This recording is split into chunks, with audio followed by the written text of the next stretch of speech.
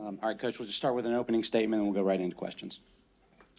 Yeah, so first of all, I want to thank the fan turnout. We had great turnout and great support, and we're appreciative of that. We don't take that for granted. I want to thank the Chick-fil-A and the Peach Bowl. We had a great experience and were treated in a first-class manner. Specifically to the game, just too many moving parts with the staff and with the players against a good team. Too many moving parts, staff and players, to have the type of success that we wanted to have today. I won't get into all the details. I thought the officiating was less than desirable. That first drive, we have the field goal. We run a slant, we get turned around. But I'll move on. I could list out a number of examples, but that's a big play in that game at a critical moment, starting out with a touchdown rather than a field goal. Is significant, but I'll move on. Lack of turnovers. Again, we had two plays backed up in their area of the field that went to replay, but those two turnovers would have been huge in the game. I'm not even saying that they were judged right or wrong. I didn't get a chance to see it, but they were huge plays in the game, and then we had a turnover. We've done a great job of creating turnovers on defense and eliminating turnovers on offense, and we didn't win the turnover battle today, which is been a huge part of our success all year long. A couple other things I would say is, getting off the field on third and fourth down on defense and being able to convert and stay on the field on offense. We've been great all year long in the third quarter. Starting the third quarter with 2 3-and-outs on offense when the game was still very, very competitive at that point. That was significant. So you got to give Ole Miss credit, got to give Lane and his staff credit. But I think ultimately too many moving parts, staff and players, to have the type of success that we want to have. All right, we'll take questions. Raise your hand, please. We'll get you a wireless microphone. We'll start right here in the front row on the left, please. James, the decision on 4th and 1 to punt, what went into that one? Yeah, we were backed up on our end of the field. Felt like we needed to obviously punt the ball, pin them deep, and make them go the length of the field. We had not been moving the ball the way we needed to offensively. They had been moving the ball, so felt like I needed to give our defense the best chance. Obviously, that was a big story in the game, them going for it on 4th down and having success. We did go for it on 4th down and scored a touchdown, but we did not go for it in that situation. All right, next, all the way in the back on the right. Hey, Coach Franklin. From the first half to the second half, obviously the first half, you going with a 3-point deficit, looked competitive. The second half, Ole Miss extended their lead. What was the biggest difference that allowed Ole Miss to extend their lead from the first half to the second half? A couple things.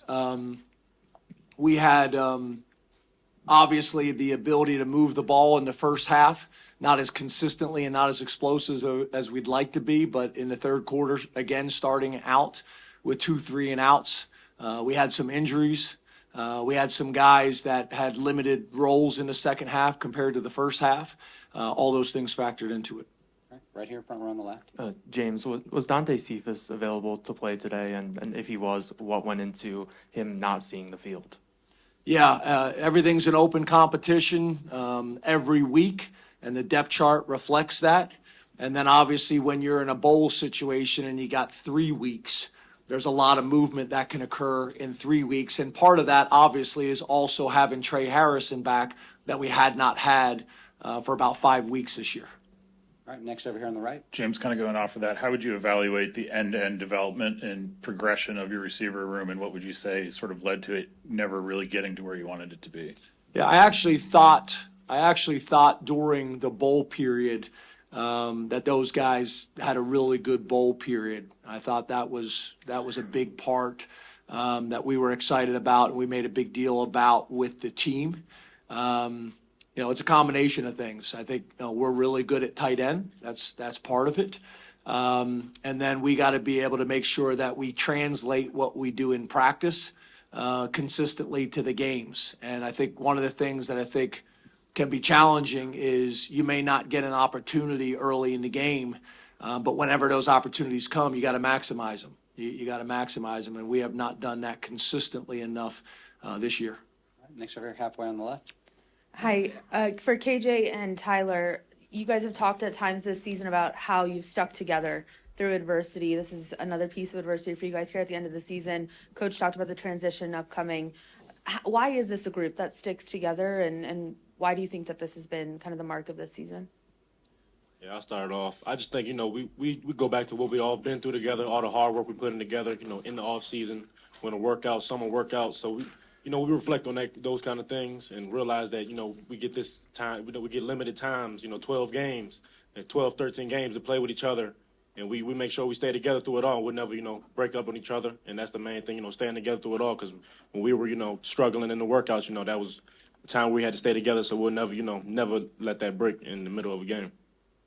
Yeah, I'd agree with KJ on that, and then it kind of just starts with our coaching staff and the culture they and distilling us, and then as older guys on the team, making sure we keep that going through the highs and the lows. So just doing that's important. All right, next here, front row on the right. James, the pace that they play with, the tempo, how challenging was that with some of the moving parts? And KJ, what was it like playing in a team that goes that fast? Yeah, so the tempo is challenging early on in the game where we were able to get negative plays, takes them out of their rhythm. But obviously when they're able to play with tempo and have positive plays and build on it, it is difficult to stop. That also goes into how the game is managed is also important.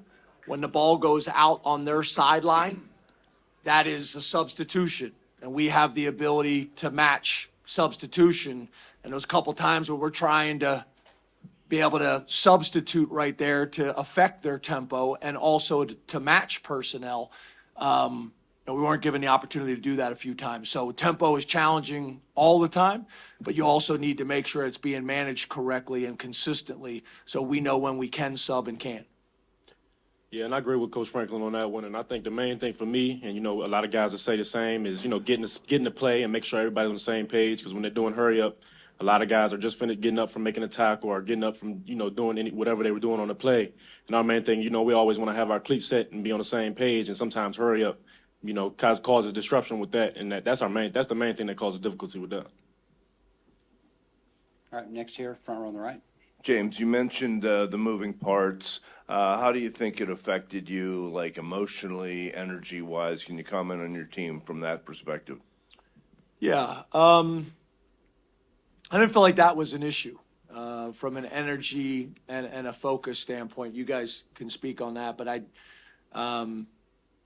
don't think that was an issue. But we had significant players that have played all year long that weren't in that game. And I don't want this to come off the wrong way. I'm not criticizing, but it is what it is. It's the reality. And I think about guys that did play in the game and how appreciative we are, but not only appreciative, there's an opportunity to create value by playing in games as well. Talking to some people, our guys playing against Ole Miss and playing well is also an opportunity. And these things, obviously we need to have some discussions as a team and how we're going to handle these things moving forward. But it was different. You look at last year's game and this year's game, it was different. And we need to have some healthy discussions about that as a staff and as a team and how we want to operate moving forward.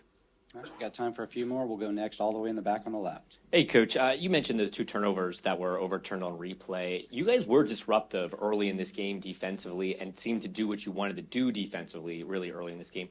What was the adjustment that Ole Miss made that gave you guys trouble kind of there midway through the first quarter in the first half? Yeah, I think a couple things that I've mentioned already. I think, obviously early on we were able to get some negative plays, whether tackles for loss, whether it's 0 gain plays, whether it was sacks.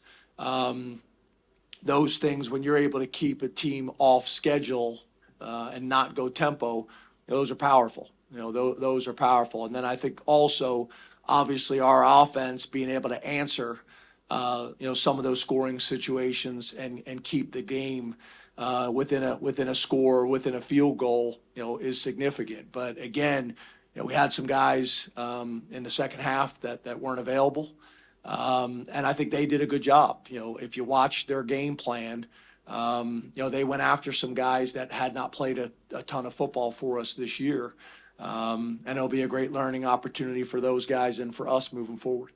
All right, time for a couple more. Let's go on the aisle on the right side here. Coach, in the second half, specifically the third quarter, anything specific Ole Miss did on defense? I know you were able to score any points. Just curious about the Ole Miss defense in the third quarter.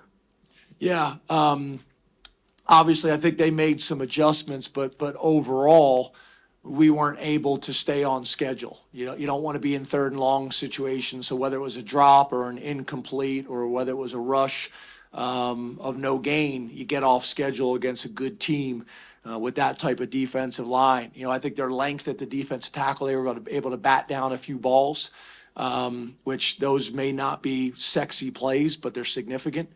That was probably the biggest thing. We weren't able to stay on schedule on third down. All right, we're going to take two more back here on the right side. Yeah, KJ and Tyler, I wanted to ask you, you've obviously had great New Year's Six bowl experiences, being at destinations, that type of thing. Can you take us to next year when it's an actual playoff game and the result means you continue or you don't continue, how that may adjust or how it may feel differently starting next year? Yeah, I think it's really not a huge change because, we're coming into every game expecting to play our best game and trying to win in the best way we can. So I don't think it's going to change a lot. Obviously, it's a different platform, but really the way we approach it and the way, we attack it as a team is going to be the same every game we play in. Yeah, like Tyler Warren said, every game, no matter whether it's a playoff game or if it's just a regular season game, we're coming in the same way with the same approach no matter what. So I feel like, it'll be nothing new to us. It'll just be, the label of the game will be bigger, but for us, we're taking it the same as we always do. All right, final question right here left. James, we've seen Drew struggle a little bit in these bigger games that he's had this year.